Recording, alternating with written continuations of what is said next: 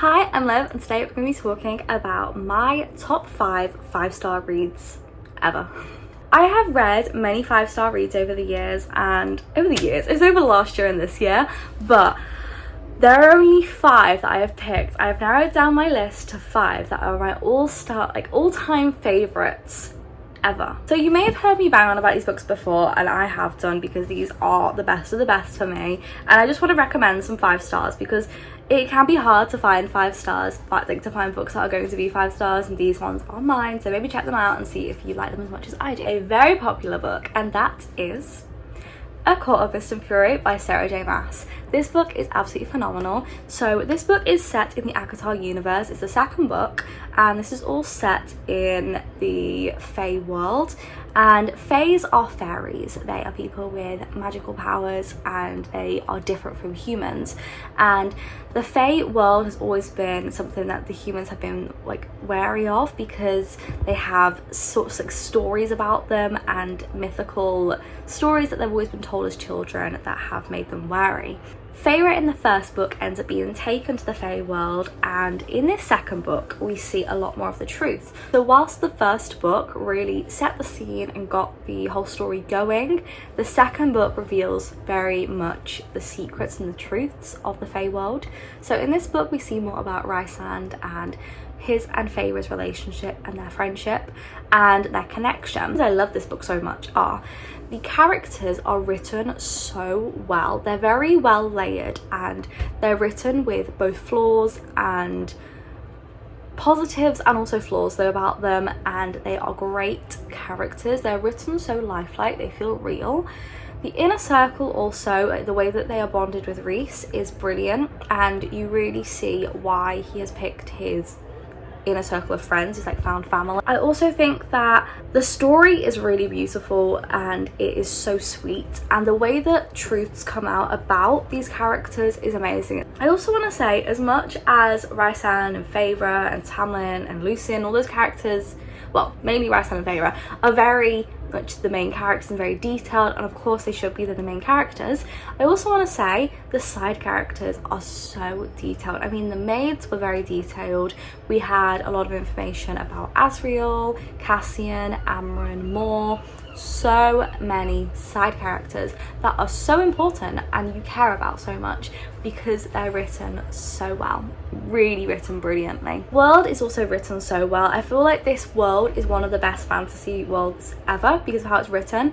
You truly feel like you know what this place looks like, especially with Valeris and the what am I trying to say? The Court of Nightmares, all of that stuff, the Night Court. I feel like I can see it in my mind when I think about it because of how well written it was by Sarah J. Maas. She really, really well and truly wrote this book brilliantly, and I don't know how she did it, I really don't. She just managed to captivate everybody and truly enticed me. The romance is also written really well. It's not a superficial romance, it's really beautiful. So you see Rhysand really let Feyre have her space, and they're both there for each other in their times of need. After everything that happened under the mountain, a very tragic stuff happened there, and we find the truth out about Rhysand. It's clear that they both need to heal themselves, and they're both there for each other to help each other and trust one another, and I loved that. It was so sweet. Next, I'm going to talk about The 7 Husbands of Evelyn Hugo. Honestly, this book blindsided me. I really did not expect to enjoy this book so much. So I read this book for a video. I read it for my 24 hours of reading audiobooks, and I thought, oh, it's free on this app, I may as well just listen to it. Are you kidding me? No one told me this book was as good as it is. Honestly, people said it was good, but no one said it was this good. Truly brilliant. So this book is kind of like the truth of Hollywood.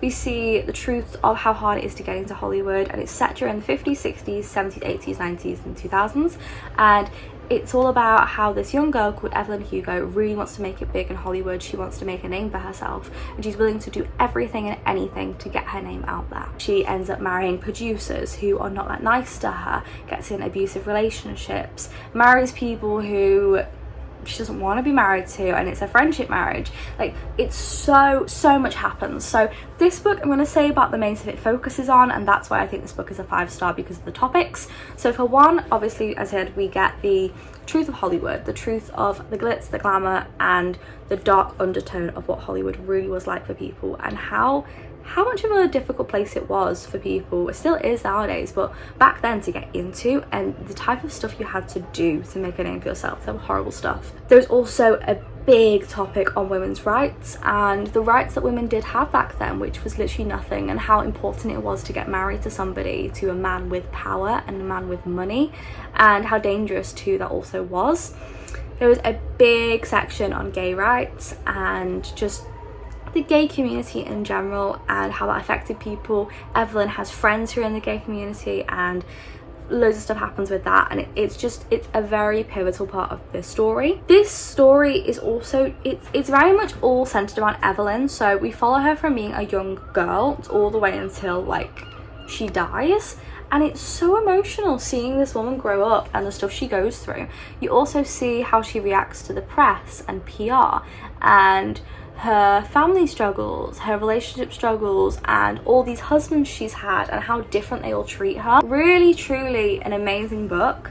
There's no category it even fits into, in my opinion. Like, on Amazon, I think it fits into the LGBT category, but some people say it's romance, some people say it's LGBTQIA+, and some people say it is a, like, life, like, kind of like Little Life sort of book, where it's like in a way it's like I don't know how to say this without sounding weird, like a documentary sort of thing, where you're following this one person throughout their entire life.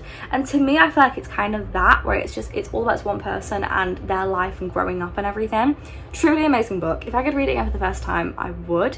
Honestly, did not expect to enjoy it as much as I did, and really took me by surprise. Next is a sad book. So the next book is They Both Die at the End. This book was a crier. It really was. So this book, I can't even put into words how brilliant this book was. So this book, it's centered in a world where there is an app that can tell you who's going to die on what day. So that day, if you get a call, it tells you you're going to die today. It doesn't tell you when, it just knows that it's going to be definitely on this day, or yeah, it's this day basically. So these two people, Mateo and Rufus, find out they're both going to die today, and they go on a different app, which is where people who know their time has come, they basically contact each other on this app, and they find somebody to spend the day with, or to hang out with, or even just chat with online. So them two end up finding each other online and decide to meet up, and they're going to spend their day together. And Mateo, I can't remember if it's Mateo or if it's Rufus, one of them is so shy and scared to leave the house in case it leads to him causing his death earlier, whereas the other one just wants to go out there and live his last day. And it's so emotional, it's beautiful. So it's also a gay love story as well, which I adore, and it is beautiful. You see these two guys having a brilliant day together, sharing stories, sharing memories, and making memories together, and it's so sweet. And you see the other one bring out the shy person, like, out of his shell, and really get him to enjoy life for the last day. And you truly like have this idea that maybe they're not going to die, maybe everything's going to be fine, and the inevitable is going to come whether you want it to or not. And the way it happens, you just don't expect it. I didn't expect it, and I was a mess. I really was a mess. Next is one that is my 6-star read, and always has been, and that is Brightside. Brightside is a brilliant book. It truly is. There is no words to explain how amazing Brightside is. So Brightside is about a girl called Kate. Kate goes to university and meets loads of friends, and these friends are so detailed. Like, I was in shock at how greatly detailed these friends are. You really are invested in their lives as well as you are Kate's. And Kate meets a guy called Keller, and Keller works in the coffee shop. Keller has a secret to why he's kind of on the fence of like starting a romance with Kate, but kind of can't. And Kate has a reason too why she's kind of on the fence. These secrets do end up coming out, and they couldn't have been more different to each other, these secrets. Like, they're just so complete opposite of each other. I'm gonna give this romance a go. It's beautiful, it's bittersweet, it's emotional. I did not see the ending coming.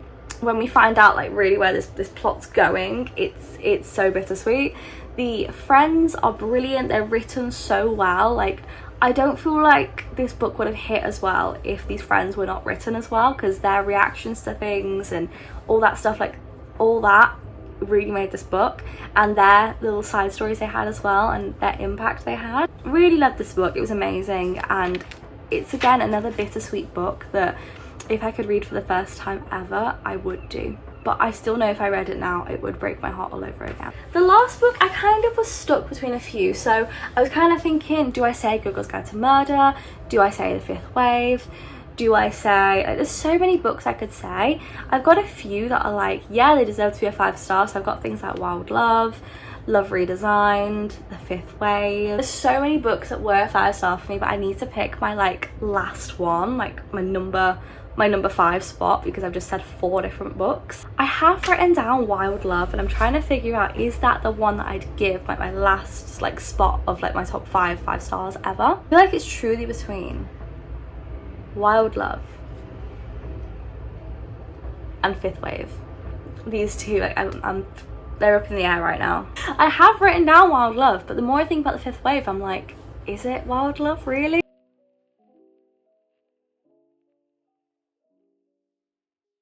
Okay, I'm gonna say it. I did put down Wild Love. However, I'm gonna have to change it to Fifth Wave. If I really wanted to give a book the number 5 spot, a book that really changed the game for me, I would have to give it to The Fifth Wave. Fifth Wave was written by Rick Yancey. So The Fifth Wave by Rick Yancey is a phenomenal book, really. It is a book about aliens coming to Earth and taking over. These aliens we don't know what their agenda is, we don't know what they plan to do, but we know that they are going to take over and they have their reasons.